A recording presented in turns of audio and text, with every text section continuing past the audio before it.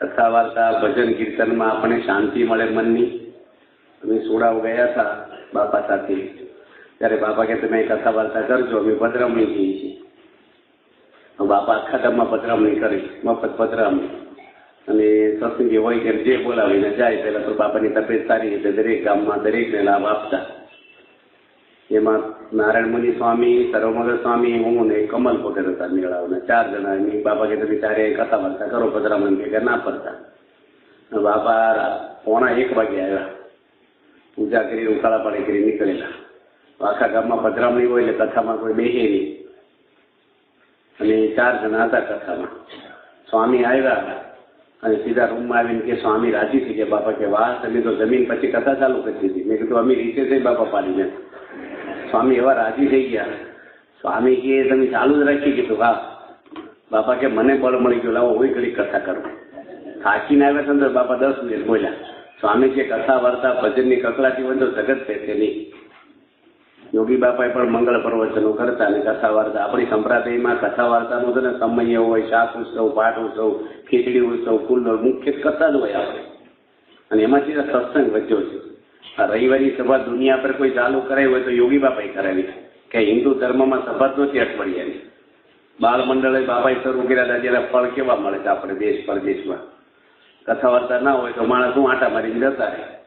બધા મંદિરોમાં તમે જાઓ તો પગે લાગી બરાબર છે, તેઓ બેઠા છે, પણ કથા વાર્તા વગેરે આપણું જ્ઞાન, આપણી ભૂલો ન દેખાય, આપણે શું કરવાનું, ભગવાનની નિષ્ઠા ન થાય આપણને.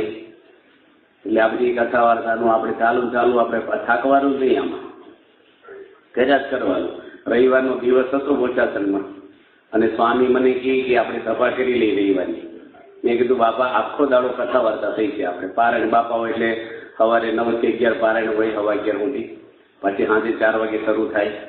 સ્વામી કે આપણે લોકોની વાતો કરી છે, 25,000 રૂપિયાનો નફો જતો કરીને સભા કરવી તો આપણે કરવી જોઈએ. અને વર્ષો પહેલા બાપા ભેગા પાસે બધા ફરે દર્શન કરે ને એવું કંઈ હતું નહીં. તો સ્વામી એક કાનજી ભગત હતા બોચાસરમાં અને એમની 2 જણા અને બાપા મને કે એઠે જાઉં તમે આસન તૈયાર કરવા આવું છું. તો એઠે તો વિડીયો ચાલુ હતી સમયે. એટલે બાપા એવું કે વિડીયોનો બહુ મહિમા આવું જોવા મળે ને આપણને. બહુ બધું આપણું મોબાઈલ ને ટીવી બહુ એટલું નહીં. વર્ષો પહેલા 82-83માં બાપાને કીધું બાપા વિડીયો ચાલુ છે, બધા જોવે છે, ટીવી ગોઠવી દીધા બધા. બાપા કે આપણે ઉપર કથા કરી લઈએ, ધૂન બોલાવો મને કે. હવે હું ધૂન બોલાવું, બાપા ચીલે. કાનજી વગર તો મનમાં બોલે, બાપા એકલા ચીલે. મેં જય બોલે બાપા કે રવિવારની ધૂન લાંબી હોય એથી ફરીને બોલાવો. સફાની ધૂન તો લાંબી બોલાવી. તો 2 જણા વચ્ચે આપણે હું ધૂનમાં. પછી બાપા કે પ્રાર્થના ગવડાવો. મેં પ્રાર્થના મને મોટે આવડતી હતી, પધારો ને સહજાનંદ બોલ્યો. કે સ્વામી કે વચનાથ વાંચો, રવિવારની સભા પ્રમાણે વચનાથ વાંચો. બાપા કે નિરૂપણ કરો. નિરૂપણ તો કોની સામે કરવું આપણે? કોઈ હરિભક્તો હોય અથવા 2 સાધુ બેઠા હોય તો આપણે કંઈક વાત કરીએ. મેં કીધું વચનાથ કોને સમજાવું? બાપા કે મને વાત કરો છો. સ્વામી શું વાત કરી? બાપાનું શું કહેવાય, તમારે નિષ્ઠા પૈકી રાખવી કે આમ કરવું. સ્વામીને શું સમજાવું? સ્વામી કે મને નિષ્ઠા રાખીને વાત કરો. હવે આપણે તો શું બોલવું?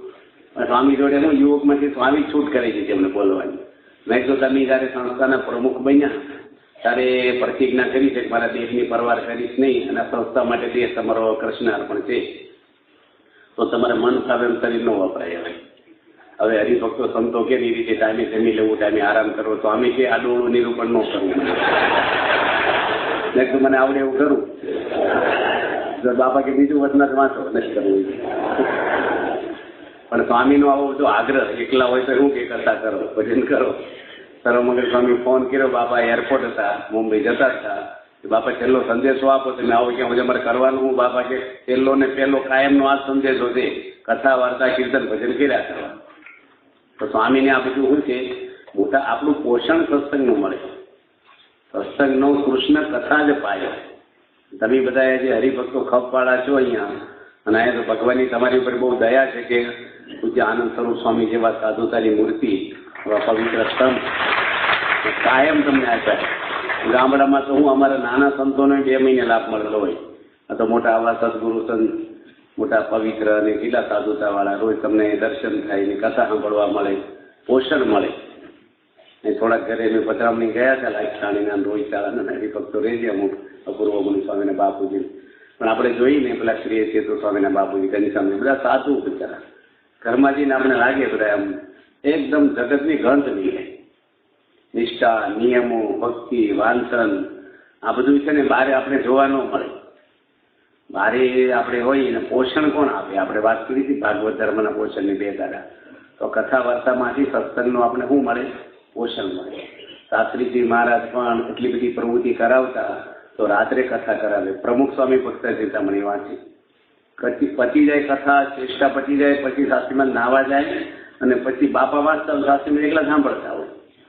કોઈ દુનિયામાં ગુરુ એવા નથી ઓડિયન્સ ના હોય ને કથામાં રસ હોય. પ્રસંગોબદ્ધ કથા હોય, કેટલા વાગે? 1 વાગે, 2 વાગે, 10 પકડ વંચાર. કેટલું એને મૂર્તિમાં એટલી મંદિરો બાંધવાની પ્રવૃત્તિની અંદર પણ ભગવાનની મૂર્તિમાં કેટલું એનું પવિત્ર મન સ્થિર અને આનંદ કેટલો આવતો હોય અંદર. બાપા જમતા હોય ને યોગી બાપાના બધા ભાગ 3 વાર વંચાઈ ગયા. સ્વામી જમવા બે પ્રવચનો શરૂ થાય. કોઈ પણ મેગેઝિન બહાર પડે તો પેલા બાપા આગળ વંચાઈ જાય અને સ્વામી આગળ વંચાઈને પછી પ્રેસમાં જાય એટલે માન્ય થયેલું કહેવાય. એટલે સ્વામી કેટલું મંદિર ના પડવું પડે, કઈ સિદ્ધાંત ફેરવું હોય, નામ ગામ ફેરવું હોય. હવે આપણે જમવા તમે બેઠા હોય ને તમારે ઘરે કોઈ વચનાવ લઈને બે કે હું સંભળાવું, તો તડકે મૂકો પેલા જમવા જ ગયો શાંતિ, આપણે ન ગમે.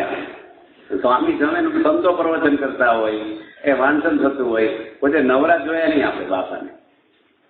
અને સ્વામીનો બહુ આપણે આમ લાગી આવે ને એવો કે સ્વામી કઈ ઓફિસમાં બેઠા નથી, કોઈ એમપી માણસોની એની અંદર કોઈ મેનેજમેન્ટ નહીં, ગામડે ફરતા કેટલો વિકાસ સંસ્થાનો કરી નાખ્યો.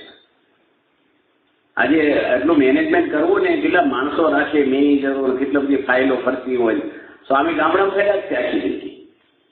એની તબિયત જયારે બગડી ત્યારે જ એક જગ્યાએ રહેવાનું, બાકી તો રોજના 3 ગામ ફરે. એક ગામમાં 2-3 દાડા રહેતો હોય સમય મળે. અને એવરેજ 100 પધરામણી. કેટલી પધરામણીઓ, નગર યાત્રાઓ હોય, ટ્રેક્ટરમાં, બળદગાડામાં, અને પધરામણી એટલી પધરામણી. આપણે બાપાના ભાગ વાંચી હતી, કેટલી પધરામણી કરે, થાકી જાય માણસ. પીપલગમાં સ્વામિનારાયણ મંદિરે આરતી અને સભાનો લાભ આપીને સ્વામીશ્રી ગામમાં પધરામણીઓ કરવા નીકળ્યા. બારી બારણા ગમે તેટલી ચુસ્ત રીતે બંધ કર્યા હોય છતાં ઝીણી રજ ઘરમાં ઘૂસી જ જાય છે. તેમ સ્વામીશ્રીનો કાર્યક્રમ ગમે એટલો વ્યસ્ત હોય છતાં પણ પધરામણીઓ તો તેમાં ઘૂસ મારી જ દેતી. સ્વામીશ્રી પણ તેને કદી જાકારો આપતા નહીં. તેથી સ્વામીશ્રી સાથે હળી ગયેલી તે સ્વામીશ્રી જ્યાં જ્યાં જાય ત્યાં હાજર જ હોય. તે મુજબ પીપલગમાં માત્ર 1 કલાક પૂરતું જ રોકાવાનું હતું અને સભા પણ ગોઠવાયેલી. છતાં સ્વામીશ્રીએ પધરામણીઓ કરી ત્યારબાદ તેઓ વરતાલ પહોંચ્યા. શ્રીજી મહારાજ અને શાસ્ત્રીજી મહારાજના સંબંધવાળું આ તીર્થ સ્વામીશ્રી માટે અણમોલું હતું. અહીં હરિકૃષ્ણ મહારાજના દર્શન કરતા તેઓને જોવા એક દર્શન બની રહેતું. શ્રીજી મહારાજે સ્વયં પધરાવેલી પોતાની આ મૂર્તિનો સ્વામીશ્રીને અત્યંત મહિમા. ઠાકોરજીના દર્શન કરતી વખતે માથે ધારણ કરેલી પાઘને હાથમાં પકડીને અનિમેષ નયને તેઓ દર્શનમાં તલ્લીન થઈ જાય. સૌ સંતો સત્સંગીઓને સમગ્ર વિશ્વની સુખાકારીના સંકલ્પો સાથે ધૂન કરે. દેશ વિદેશમાં ચાલી રહેલા અને નજીકના ભવિષ્યમાં આવી રહેલા સત્સંગલક્ષી કાર્યો નિર્વિઘ્નપણે અને સત્વરે સંપન્ન થાય તેની પ્રાર્થના પણ અવશ્ય કરે. અહીં શ્રીજી મહારાજની પ્રાસાદિક વસ્તુઓનું સંગ્રહાલય જુએ ત્યારે પણ 2 હાથે જાડી પકડીને જે તે વસ્તુના દર્શનની એવી કુતૂહલતા બતાવે કે વારી જવાનું મન થાય. તેઓ સદાય ભક્તિ સંબંધી જ પ્રવૃત્તિ કરતા, છતાં સ્થૂળ ભક્તિની આવી સઘળી વિભાવનાઓ તેઓમાં પૂરેપૂરી વર્તાતી. દરેક સ્થળે દંડવત પ્રદક્ષિણા અચૂક કરવાના. મંદિરના પૂજારી સેવક જે હાજર હોય તેની સાથે સમય ગાળે. પરિસરમાં અન્ય જ્યાં જ્યાં પ્રસાદીના સ્થાન, વસ્તુ વગેરે હોય ત્યાં પણ જવાનું જ. વિદાય લે ત્યારે ઠાકોરજીના થાળની ભેટ હરિભક્ત પાસે અવશ્ય મુકાવે. આ જ રીતે આજે સ્વામીશ્રીએ વરતાલમાં દર્શનનો લાવો લીધો અને રાત્રે 9:15 વાગ્યે વિદ્યાનગર આંગણે આવી પહોંચ્યા. વિદ્યાનગર એટલે ગંગાસાગર. અહીં સરિતા સમી થનગનતી યુવાની સાગર સા સ્વામીશ્રીમાં લયલીન થાય તે દ્રશ્ય જોવા જેવું. છાત્રાલયમાં ગુરુની આજે પ્રથમ પધરામણી હોવાથી તેઓના વધાવવા માટે સૌ યુવાનોનો ઉત્સાહ અદમ્ય હતો. સમગ્ર છાત્રાલયને મીણબત્તીની રોશનીથી શણગારવામાં આવેલું. જેમાં સ્વામીશ્રી પધારે કે બેન્ડના એક એક વાદ્યો યુવાનોની ધડકનની જેમ ગુંજવા લાગ્યા. યુવાનોએ આતશબાજી કરીને આકાશમાં પણ રંગોળી પૂરી. અતિ આનંદ ઉલ્લાસભર્યા વાતાવરણમાં સૌ સ્વામીશ્રીને મુખ્ય માર્ગેથી મંદિર સુધી લઈ આવ્યા. અહીં આયોજિત સભામાં વિદ્યાનગરની કોલેજોના ઘણા પ્રાધ્યાપકો ઉપસ્થિત હતા. તેઓ તો સ્વામીશ્રીના પગલે પગલે નાચતી આ યુવાનીને જોઈ આશ્ચર્ય મુગ્ધ બની રહ્યા. સ્વામીશ્રી જાણે આ યુવાનો હૈયાઓનો ધબકાર બની ગયા હોય તેમ તરવરતું જોબન તેઓને વશ વર્તી રહેલું. શિક્ષકોને સ્વામીશ્રીમાં યુવાનોના મિત્ર અને માર્ગદર્શક દેખાઈ રહ્યા. તારીખ 1 માર્ચની સવારે વિદ્યાનગરથી કરમસદ પધારેલા સ્વામીશ્રીએ અહીં સૂર્ય માથે આવ્યો ત્યાં સુધી પધરામણીઓ કરી.